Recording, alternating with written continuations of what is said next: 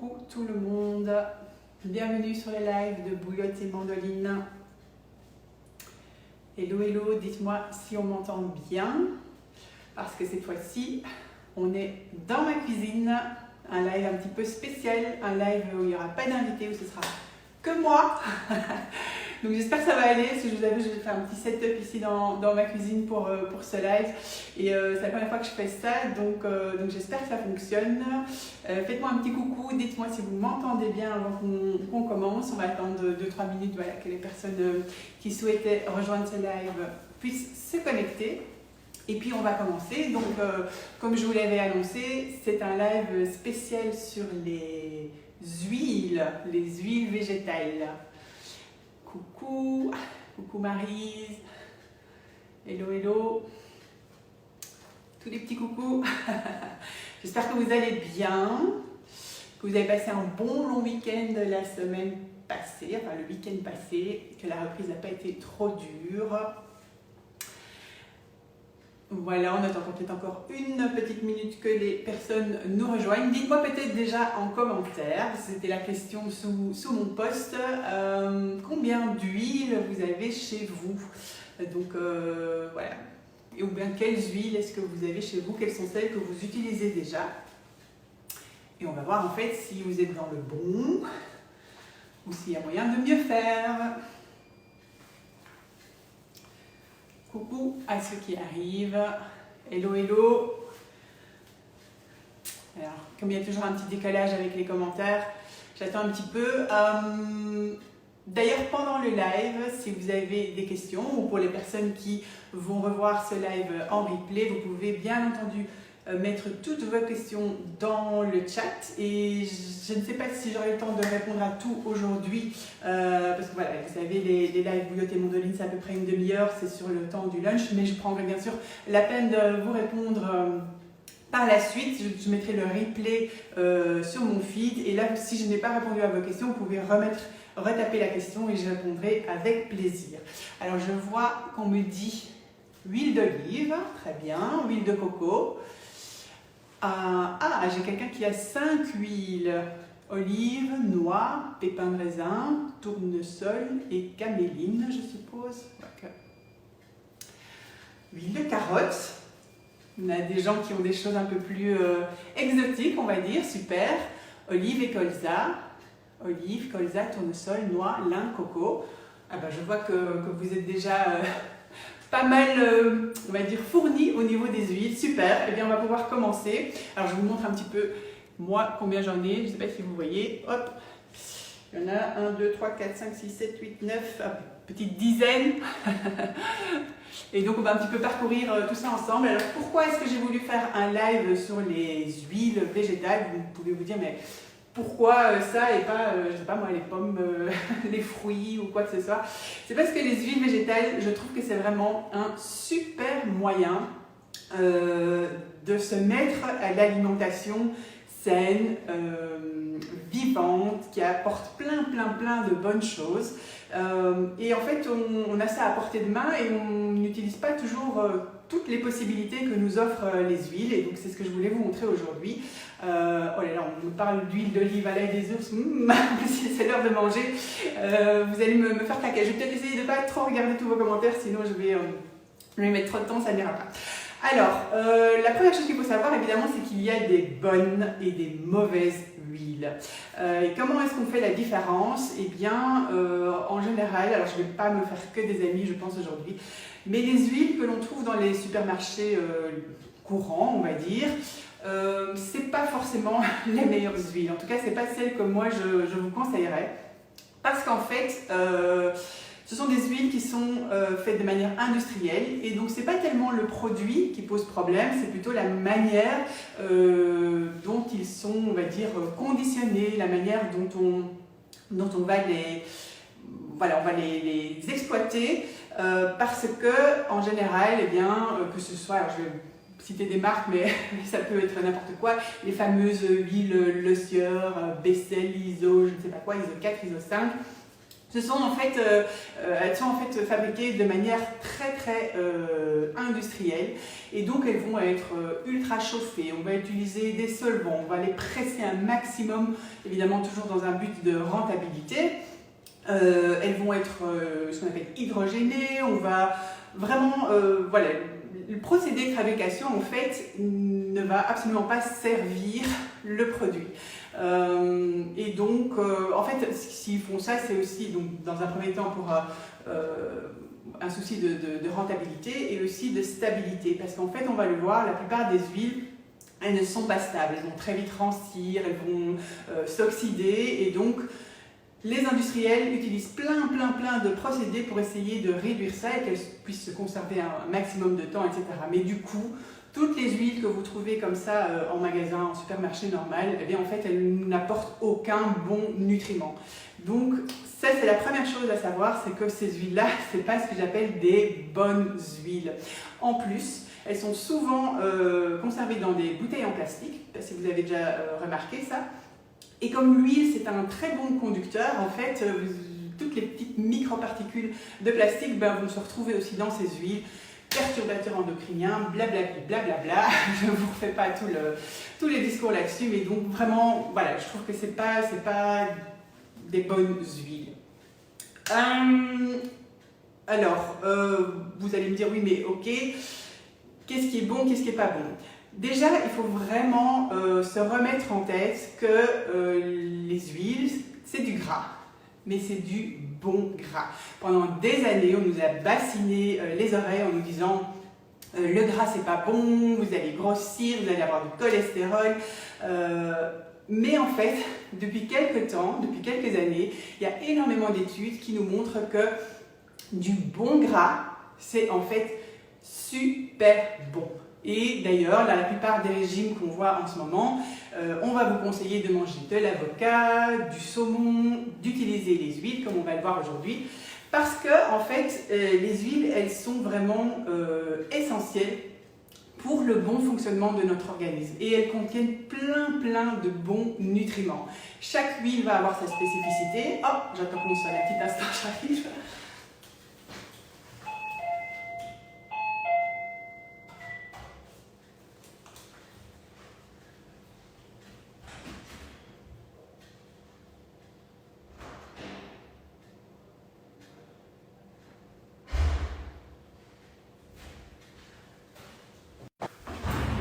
Les aléas du direct, voilà, évidemment il fallait que le facteur arrive en ce moment.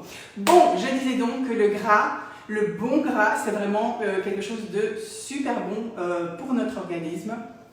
Pourquoi? Eh bien, en fait, parce que il faut savoir que c'est très bon, par exemple, pour le cerveau. Tous les gens qui ont des maladies, genre Parkinson, Alzheimer et tout ça, on va leur conseiller de manger, enfin d'utiliser en tout cas, des bonnes huiles.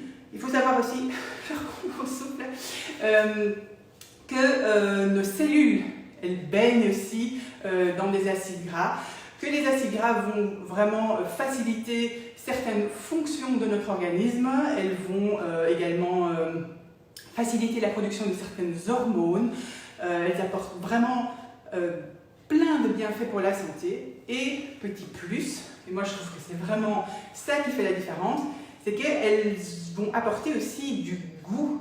Elles vont vraiment rehausser certains plats, certains aliments, et ça va faire vraiment toute la différence dans la cuisine. Elles vont également aider à fluidifier le sang, elles agissent aussi sur le système nerveux, sur l'immunité, bref, vraiment, je trouve que c'est un aliment miracle qu'il faut absolument mettre dans son alimentation et pas simplement juste pour s'en servir pour cuire quelque chose ou pour mettre un petit peu d'huile sur sa salade. Il y a plein de façons de les utiliser de manière plus optimale, on va le voir tout de suite. Donc voilà. Donc les huiles. Mettez de l'huile partout. Évidemment, il y a, je pourrais entrer dans des considérations beaucoup plus techniques parce qu'on a les acides gras saturés, les acides gras insaturés, blablabla. On n'a pas le temps pour ça aujourd'hui et puis je ne suis pas sûre que ça vous intéresse. Mais ce qu'il faut savoir, c'est que les bonnes huiles, ce sont souvent celles qu'on appelle AGE, c'est-à-dire les acides gras essentiels. Alors essentiels, 2 minutes de théorie, ça veut dire quoi? Ça veut dire en fait que notre corps n'est pas capable de les produire. On en a absolument besoin, mais nous on ne sait pas les produire. Et donc on va devoir les ajouter soit via notre alimentation, soit en mettant ces fameuses huiles en plus sur les aliments qu'on consomme. On peut trouver ces bonnes huiles, alors les acides gras essentiels, c'est les fameux aussi oméga, dont vous avez certainement entendu parler, oméga 3, oméga 6, oméga 9. Vous allez pouvoir les trouver, donc comme je l'ai dit tout à l'heure, dans le bon gras, c'est-à-dire dans l'avocat, dans le saumon, dans le foie de morue. Donc ça c'est un petit peu moins sympa, mais pourquoi pas.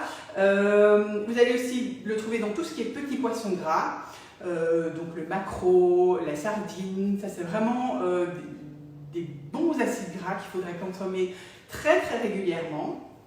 Et puis évidemment dans tout ce qui est oléagineux, c'est-à-dire donc les noix, les noix de cajou, noix du Brésil, noix de macadamia, etc., etc. Et avec ces noix, qu'est-ce qu'on fait? On fait des huiles végétales, donc on y revient.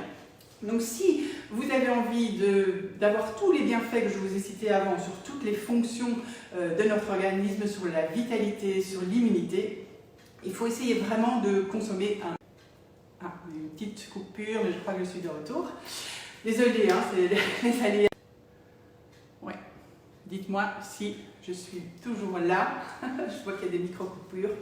Je suis désolée. Et donc, la recommandation, en fait, au niveau de ces huiles, c'est normalement de consommer 2 cuillères à soupe par jour. Ça peut paraître beaucoup ou pas beaucoup. 2 vraies cuillères à soupe qu'on ingurgite, c'est pas la même chose que de cuire un aliment dans sa poêle ou de mettre un petit peu de vinaigrette. Vous n'arriverez jamais à ces 2 cuillères à soupe par jour. Donc c'est quand même en fait beaucoup, en tout cas plus que ce qu'on a l'habitude de manger. Alors, ces fameuses huiles végétales, lesquelles est-ce qu'on doit choisir? Avant de vous donner une petite liste de chouettes huiles végétales que vous pouvez utiliser, je voudrais vous dire vraiment ce qu'il faut retenir pour choisir ces huiles et pour prendre vraiment le meilleur du meilleur. Alors la première chose, c'est en général, vous allez trouver ces huiles plutôt dans des magasins bio ou sur des sites comme Quasi 2000. Vous savez que moi c'est là en tout cas que je les achète en général, c'est facile, c'est livré à domicile. Donc ça c'est la première chose, c'est de prendre ces huiles bio. Je vous passe évidemment le détail du pourquoi, du comment, vous comprenez certainement pourquoi. La deuxième chose auquel il faut faire attention, c'est qu'elles soient vierges, huile vierge, ou en tout cas pressées à froid. C'est-à-dire qu'elles ne vont pas être chauffées, parce que quand on les chauffe, en fait, on tue tous leurs bienfaits, tous leurs bons nutriments, les vitamines qu'elles contiennent, les oméga, etc., etc. Donc il faut que ce soit marqué dessus, je regarde si c'est le cas ici, oui. Vous montrer, alors ce sera à l'envers évidemment, mais vous avez indiqué ici huile bio pressée à froid. Si ce n'est pas marqué sur la bouteille, si vous voyez nulle part ça, en général c'est que ça ne l'est pas, c'est que ce n'est pas pressé à froid. Donc c'est pour un petit peu regarder l'étiquette avant d'acheter son produit. Ce qu'il faut aussi absolument quand vous achetez vos huiles, c'est qu'elles soient dans des bouteilles en verre un peu teintées, comme celle-ci. Elles sont toutes comme ça chez moi. Parfois, elles sont aussi dans des bouteilles un peu en métal comme ça. Donc en tout cas, il faut qu'elles soient à l'abri de la lumière. Et d'ailleurs, chez vous, vous allez les conserver la plupart dans un endroit sombre et même parfois au frigo. C'est encore mieux pour certaines huiles, celles qui sont vraiment très peu stables, comme l'huile de lin, l'huile de noix, de noisettes, etc. Il vaut mieux d'ailleurs les conserver au frigo parce que sinon elles vont rancir.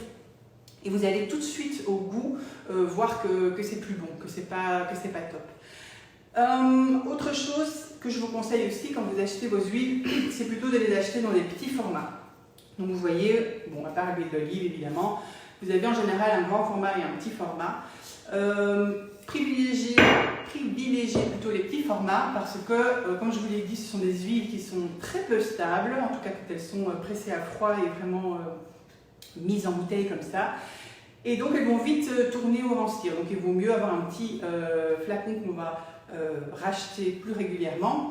Et puis en plus, ça va vous permettre de tester, de goûter, d'essayer différentes huiles, plutôt que d'avoir une grande bouteille qui va durer peut-être quelques mois et voilà, d'avoir un seul produit. Moi je trouve que c'est chouette de varier, on verra tout de suite pourquoi, parce qu'évidemment les goûts aussi, les saveurs qu'elles vont apporter vont être super riches pour vos plats.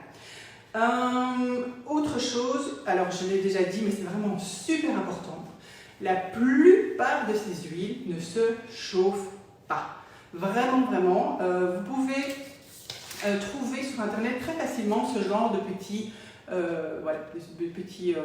images dans lesquelles vous avez les huiles qui sont indiquées et puis ce pourquoi elles sont faites. Donc, désolé, hein, désolé, ça coupe. Voilà. Donc on voit que la plupart sont ok pour les salades, c'est-à-dire non chauffées. Un petit peu moins pour les cuissons vraiment thé douce, encore moins pour les vraies cuissons. Et puis là, on est dans les fritures, alors là, il n'y en a que quelques-unes qui sont ok, et encore en général, c'est évidemment pas super bon pour la santé. Donc voilà, celui-ci, je l'ai trouvé sur un site qui s'appelle Cuisine ta mère. Pourquoi pas, il y en a qui, voilà, Cuisine ta mère. Mais si vous tapez les différentes huiles sur internet et que vous allez dans le un petit onglet images, vous allez avoir ce genre de tableau qui est assez sympa justement pour voir quelle huile peut se chauffer ou non. Mais de manière générale, retenez que la plupart des huiles, mis à part l'huile d'olive, ne se chauffent pas. Sinon vous allez vraiment tuer tous les bons nutriments. L'huile d'olive, elle a un point, ce qu'on appelle un point de fumée, c'est-à-dire, vous savez, au moment où on cuit, on fait chauffer l'huile et il faut en fait la chauffer jusqu'au moment, enfin éviter qu'elle commence à brûler, c'est-à-dire au moment où elle va fumer. Elle a un point de chauffe assez haut qui est à peu près de 200 degrés. Donc celle-là c'est ok, parce qu'en général quand on cuit voilà, au gaz ou ce genre de choses-là, ça va très vite monter en température. Et si vous mettez par exemple, je ne sais pas moi, de l'huile de noix qui a un point de chauffe vraiment beaucoup plus bas, et bien en fait vous allez brûler votre huile et ça va être vraiment très mauvais pour votre santé et très mauvais au goût aussi. Donc on ne chauffe pas les bonnes huiles. Ce qui est intéressant aussi, c'est de les mélanger. C'est quelque chose qu'on ne fait pas souvent. On va prendre juste son huile d'olive, on va prendre juste son vinaigre, paf, on fait sa petite vinaigrette. Normalement, moi, vous savez très bien que je préfère les produits les plus bruts, les plus simples, de ne pas trop mélanger pour que la digestion soit plus facile. Mais pour les huiles, allez-y. Éclatez-vous, mélangez, parce que du coup vous allez prendre les bienfaits des unes et des autres et vous allez vraiment avoir un cocktail super bon pour votre santé. Donc allez-y, vraiment mélangez. On en met partout et tout le temps. Alors pourquoi? Bien parce que en fait les huiles c'est aussi un très bon conducteur pour certaines vitamines. Il faut savoir qu'il y a certaines vitamines, les vitamines A, D, E et K, qui sont ce qu'on appelle liposolubles, c'est-à-dire qu'elles vont être beaucoup mieux assimilées quand on va les consommer avec un produit huileux.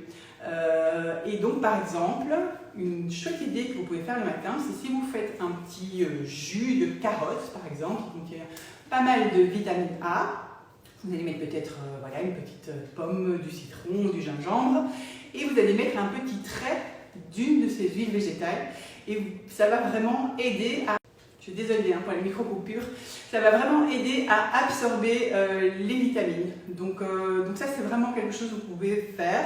Pareil au niveau par exemple des personnes qui aiment bien manger du porridge le matin.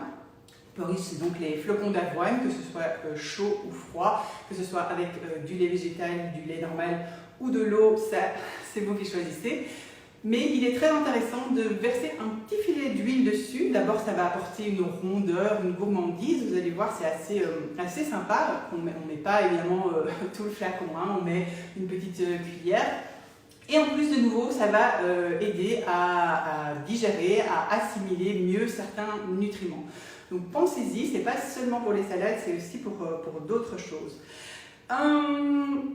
Évidemment, Vous pouvez en mettre sur les légumes. Alors ce qu'on fait souvent, c'est qu'on prépare sa poêlée de légumes qu'on va mettre au four, on met de l'huile, on met des épices et puis on met tout au four. Mais de nouveau, on va chauffer super fort et donc on va de nouveau perdre tous les bons nutriments. Donc ce qu'il vaut mieux faire, si vous en avez la possibilité, c'est de cuire vos légumes à la vapeur, soit dans un cuiseur vapeur comme moi j'en ai un là, soit un cuiseur vapeur électrique.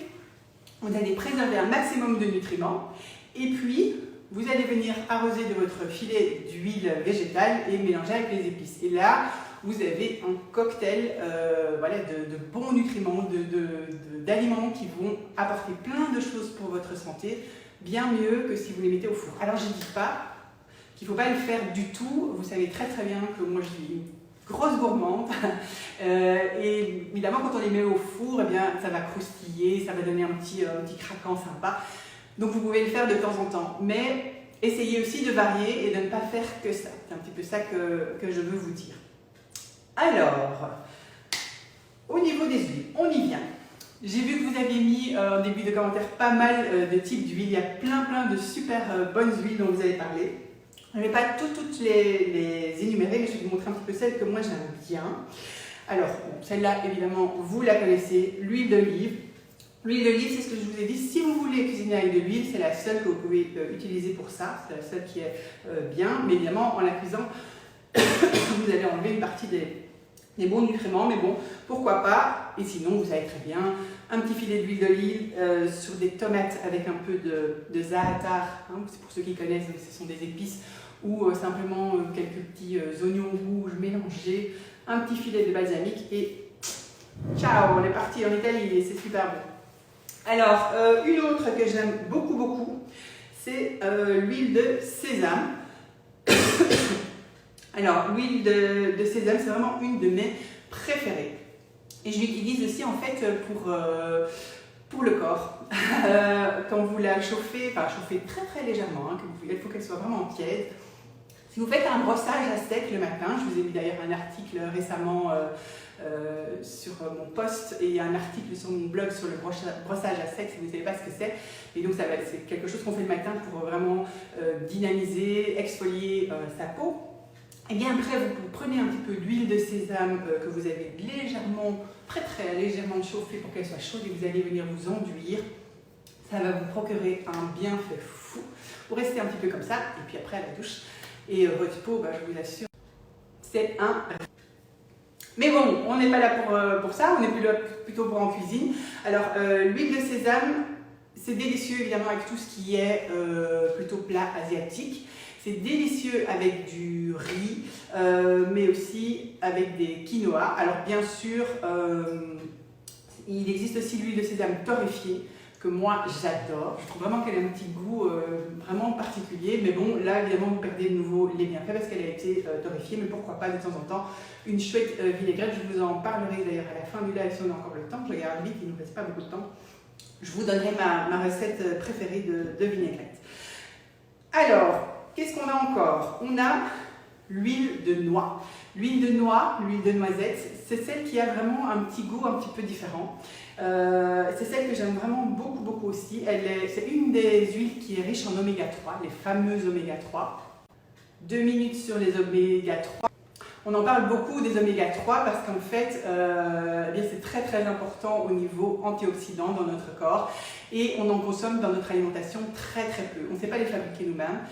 Et c'est vraiment, il y a normalement une balance à respecter entre les oméga 3 et les oméga 6. Et dans notre alimentation, donc la balance normalement c'est à peu près de 1 pour 4 et on est en général à 1 pour 20. On a 20 fois plus d'oméga 6 que d'oméga 3, ce qui est pas top. Et donc on va essayer d'apporter un maximum d'oméga 3, notamment avec les huiles végétales. Et les huiles végétales qui contiennent des oméga 3, c'est l'huile de noix, l'huile de chanvre, l'huile de colza, l'huile de lin.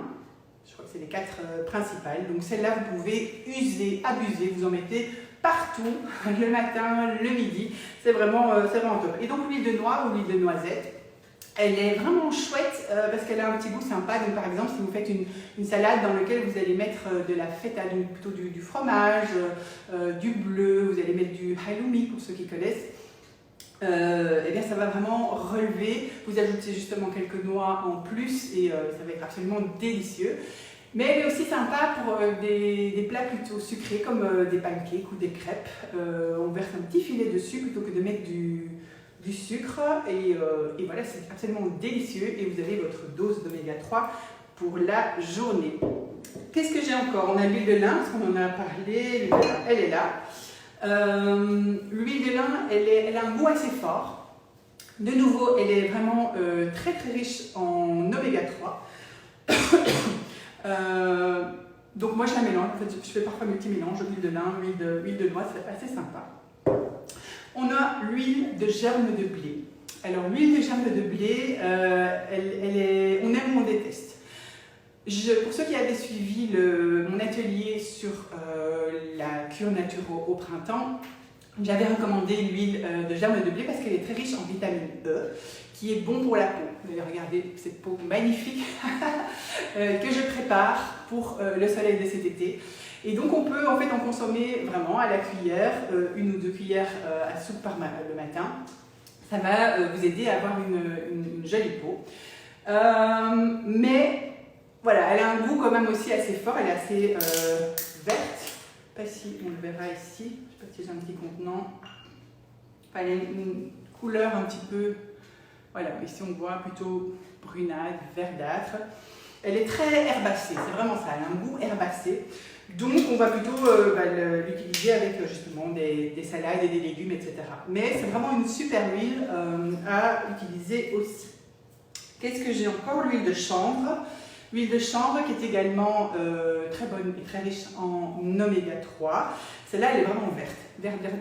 Donc si vous voulez aussi vous amuser voilà, au niveau des textures, des couleurs, ça peut être sympa. Et oui, alors, on a une super huile pour les messieurs aussi, si jamais il y a des messieurs qui nous regardent ici. Je crois qu'il y a Marc en tout cas, coucou Marc. C'est l'huile de pépins de courge. Alors l'huile de pépins de courge, pourquoi est-ce qu'elle est recommandée pour les messieurs? C'est parce qu'elle va être très bonne pour la prostate, pour protéger des cancers de la prostate. Et donc du cancer de la prostate. Donc ça c'est vraiment, voilà, si vous voulez prendre soin de votre homme, mesdames, ou messieurs, si vous voulez prendre soin de vous-même, vous mettez de l'huile de pépins de courge partout. Alors ce qui existe aussi, et qui en fait est très sympa, ce que moi je vous recommande, plutôt que, voilà, si vous n'avez pas envie comme moi d'avoir 36 000 huiles chez vous, parce que c'est vrai que, comme je vous ai dit, la plupart se gardent au frigo, donc ça prend quand même pas mal de place, c'est en fait d'acheter des mélanges. Donc ici par exemple j'en ai deux, désolé pour les micro-coupures. J'ai celle-ci, alors vous allez peut-être pas bien voir, mais donc c'est une huile spéciale oméga 3, dans laquelle il y a l'huile de caméline. J'en ai pas parlé, mais l'huile de caméline c'est aussi une de mes préférées. Elle est très riche, comme on le voit, en oméga 3. Je n'en ai plus ici parce qu'en fait je caméline partout. Et donc en fait dans ce mélange oméga 3, vous avez caméline, colza, lin, donc toutes des super bonnes huiles riches en oméga 3. C'est celle de la marque Vigan, mais bon il y a plein d'autres marques qui font ça aussi. Et donc ça c'est vraiment en fait super sympa d'avoir, on va dire, les 3 huiles en un. Ici vous avez aussi Triodor. Alors moi celle-là je l'aime bien parce que c'est colza, pépins de courge et onagre.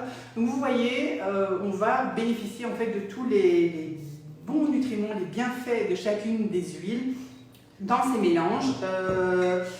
Au niveau des marques, celles que moi je connais, mais bon il y en a peut-être d'autres, dites-le moi, coucou Marie est là. Si vous en connaissez d'autres, n'hésitez pas à les mettre et à les partager. Mais en général, moi j'aime bien la marque, comme on l'a vu, Vigan, je crois que c'est comme ça que ça se dit, qui est une marque française vraiment artisanale. Ils font des chouettes mélanges.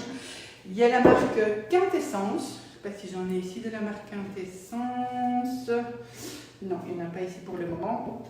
Ils font aussi des chouettes mélanges. Ils font un mélange, je crois que c'est Vigan ou c'est Quintessence. Ils font un mélange bébé, un mélange enfant, un mélange adulte, un mélange 50+ aussi, où on va retrouver vraiment les meilleures huiles en fonction de votre profil. Donc ça peut être très très sympa. Et puis la marque Émile Noël aussi, qui est assez sympa, qui fait des huiles de nouveau de qualité, artisanales, etc. Je ne sais pas s'il y a des questions, parce que je vois qu'on arrive presque au bout. Ce que je voulais encore vous dire, c'est, donc on a vu toutes ces huiles, bah, ça ne se cuit pas. On me dit quoi, la huile quintessence, c'est top, moi aussi je trouve. La dernière chose que je voulais encore vous dire, c'est par rapport à la cuisson. Parce qu'évidemment, comme je vous l'ai dit, toutes ces huiles, ça ne se cuit pas, mais alors avec quoi est-ce qu'on va cuire, me direz-vous? Qu'est-ce qui est bon pour cuire les aliments? Je suis vraiment désolée pour toutes les micro-coupures, dans ma cuisine, ça ne réceptionne pas super bien. Alors, si vous voulez cuisiner avec du beurre, pourquoi pas? C'est pas mon préféré, je vous dirai après c'est quoi mon préféré, mais vous pouvez donc cuisiner avec du beurre, mais alors vous devez vraiment choisir un beurre, alors évidemment ce sera de nouveau à l'envers, mais un beurre bio, au lait cru. C'est vraiment, voilà, ça c'est un bon produit de ferme qui n'a pas été ultra transformé, ultra chauffé. Donc ça c'est la première chose avec laquelle vous pouvez cuire. Si vous habitez dans le sud-ouest de la France, la graisse de canard. La graisse de canard, en fait, c'est quand même c'est très gras, évidemment, mais c'est voilà, du bon gras. Et donc, vous pouvez cuisiner avec ça aussi. Avec quoi est-ce qu'on peut encore cuisiner? Si vous voulez les huiles, alors, celle qu'on retrouve souvent dans le commerce, c'est l'huile d'arachide, que je n'aime pas du tout, parce que c'est vraiment une huile qui est pas bonne du tout pour la santé. L'huile de maïs et l'huile de... il y avait une troisième, j'ai oublié. Bref, les huiles qu'on trouve en général dans le commerce, ok, vous allez pouvoir cuire avec, mais elles sont vraiment pas bonnes pour la santé. Ce sont celles-là qui vont entre autres vous donner le mauvais cholestérol. Ce sont des acides gras pas bons pour votre santé. Donc si vous voulez utiliser une huile, utilisez plutôt l'huile d'olive comme on l'a vu. Alors il y a aussi le fameux huile de coco. J'ai vu au début de live qu'il y en avait plusieurs qui avaient mis qu'ils avaient de l'huile de coco chez eux. L'huile de coco, c'est le grand débat du moment. On voit du pour, on voit du contre, c'est bon pour la santé, non, c'est pas bon pour la santé. Moi, ce que j'en dis, c'est que, voilà, en fait, c'est ce qui est sûr, c'est que c'est une huile qui contient ce qu'on appelle des acides gras saturés, c'est-à-dire les mêmes qu'il y a dans le beurre ou dans les viandes animales, c'est-à-dire un gras qui n'est pas super bon au niveau du cholestérol, etc.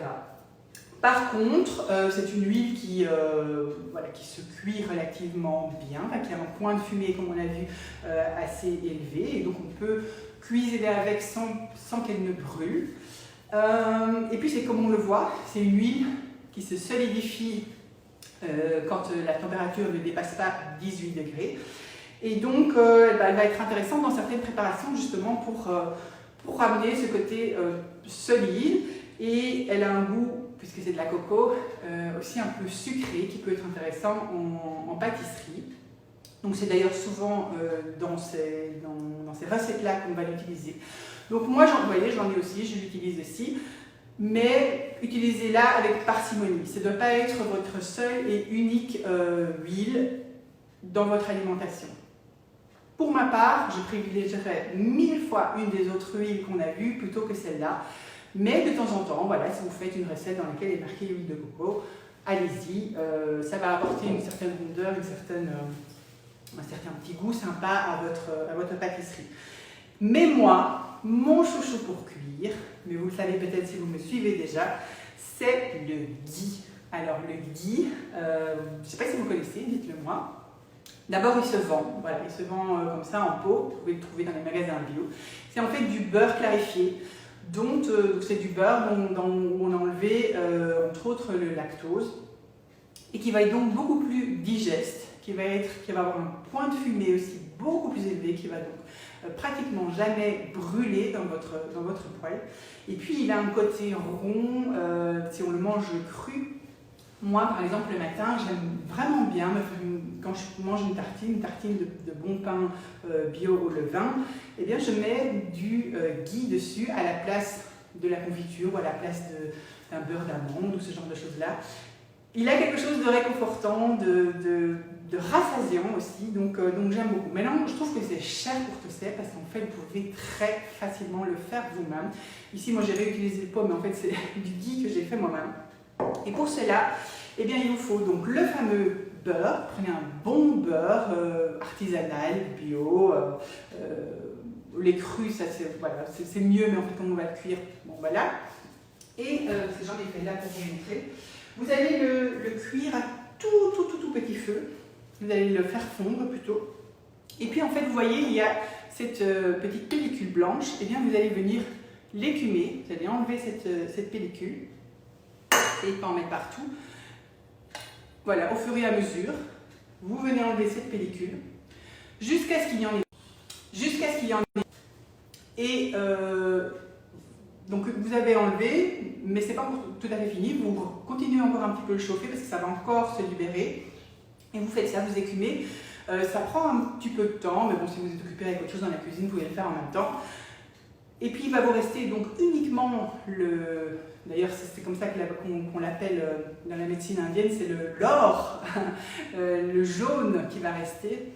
Et c'est ça que vous allez transvaser dans un pot, de préférence dans un petit pot en verre, ou comme celui-ci. Et en fait, il va se resolidifier, en tout cas, il va reprendre une consistance plutôt onctueuse en refroidissant. Et voilà, vous avez votre ghee. Donc c'est vraiment super facile à faire. Un paquet de beurre comme ça coûte, je sais pas, je ne sais plus, même maximum 2-3 euros si vous prenez vraiment un très très bon. Alors que si vous l'achetez dans le commerce, vous êtes ici à 7-8 euros, donc 2 fois le prix. Donc voilà, il y a la recette sur mon blog si vous voulez essayer de le faire. Pour moi, c'est la meilleure façon de chauffer ces aliments. Et effectivement, parce que je vois juste une petite remarque ici, quelqu'un qui dit je l'utilise pour mes soins de cheveux, je ne sais pas de quel produit tu parlais, mais effectivement, il y a pas mal d'huile ici, ou du ghee, ou de l'huile de coco, qu'on peut utiliser aussi en cosmétique. Si vous imprimez ce fameux petit tableau qu'on peut trouver sur internet, vous avez ici aussi ceux qu'on peut utiliser au niveau cosmétique. Vous allez pouvoir mettre sur votre peau, voilà, pour l'hydrater, la huiler. Comme je vous ai dit, moi j'aime bien l'huile de sésame sur le corps. Celle que vous ne devez pas mettre sur votre peau, c'est l'huile de coco, parce qu'elle est ce qu'on appelle comédogène, c'est-à-dire qu'en fait elle va boucher les pores de votre peau. Et voilà, donc ça c'est pas top. Par contre, sur les longueurs des cheveux, allez-y. Donc voilà, vous allez huiler partout. J'espère que je vous ai donné envie de mettre de l'huile partout. Je vous l'avais promis, dernière petite chose. Ah oui, il y avait encore une chose que je voulais vous montrer. Très facile à faire. C'est de faire vous-même vos huiles aromatisées. Donc ici, par exemple, j'ai mis de l'huile d'olive. Et puis, alors moi, je fais sécher des petits piments. Comme ceci. Après, je vais les couper super finement et je vais venir les mettre dans mon huile avec un peu d'ail, avec des herbes. C'est un régal et ça va vous coûter 1000 fois moins cher que si vous les achetez en magasin parce que c'est la grande mode aussi, hein, des huiles aromatisées. Un peu d'huile avec du basilic, vous laissez infuser quelques semaines. Ça va être top pour cet été. Et donc ma vinaigrette préférée, parce que je vous l'avais promis, on va terminer là-dessus. Elle est vraiment très simple. Alors moi j'aime beaucoup l'huile de sésame, comme je vous ai dit. En général, le rapport entre l'huile et l'acide, c'est 3 huiles pour 1 acide.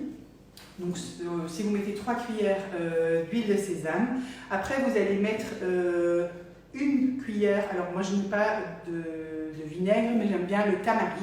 Le tamari, en fait, c'est de la sauce soja, mais sans gluten. Donc, vous mettez un petit peu de tamari ou de sauce soja, 1 petite cuillère. Vous allez mettre de l'ail, soit de l'ail que vous allez presser, ou bien vous avez aussi des petits pots de pulpe d'ail.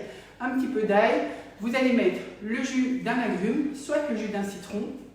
Ce qui est pas mal aussi, c'est de mettre un petit jus d'orange, du sel, du poivre, et en fait, vous allez vraiment émulsionner tout ça, et ça va vous faire une vinaigrette au top, par exemple avec du quinoa. Le quinoa, c'est un goût assez neutre, et en général, les gens mangent parce qu'ils savent que c'est bon pour la santé, mais ils ne trouvent pas ça top. Mais en mettant une vinaigrette comme ça, le tamari c'est un petit goût salé mais sympathique. Vous avez l'ail qui va venir relever tout ça, l'agrume qui va donner du peps et l'huile de sésame qui va donner une certaine rondeur. Donc voilà, mon message c'est vraiment les huiles, c'est un monde merveilleux pour votre santé, mais aussi au niveau gustatif, ça va réveiller plein de choses. Donc amusez-vous, testez et venez me dire ensuite par la suite ce que vous avez testé, ce que vous avez aimé ou pas. Il y a vraiment voilà, des huiles qu'on connaît moins, comme celle de chanvre, comme celle je sais pas moi, d'argan, de caméline, mais qui sont vraiment top. Je ne sais pas si vous avez encore des questions. Avec du thym, c'est super bon, mais oui. En plus, avec l'été qui arrive, on va vraiment pouvoir se faire plaisir. Donc voilà, c'est vraiment une manière de prendre soin de sa santé très facilement. Donc je veux vous voir huiler tout ce que vous pouvez maintenant. Ça va? Je vous laisse manger tranquillement maintenant. Si vous avez encore des questions par la suite ou si vous regardez ce live en replay, n'hésitez pas à mettre vos commentaires sous le post que je vais ajouter tout à l'heure et j'y répondrai avec grand plaisir. Salut les amis, bon appétit à tous!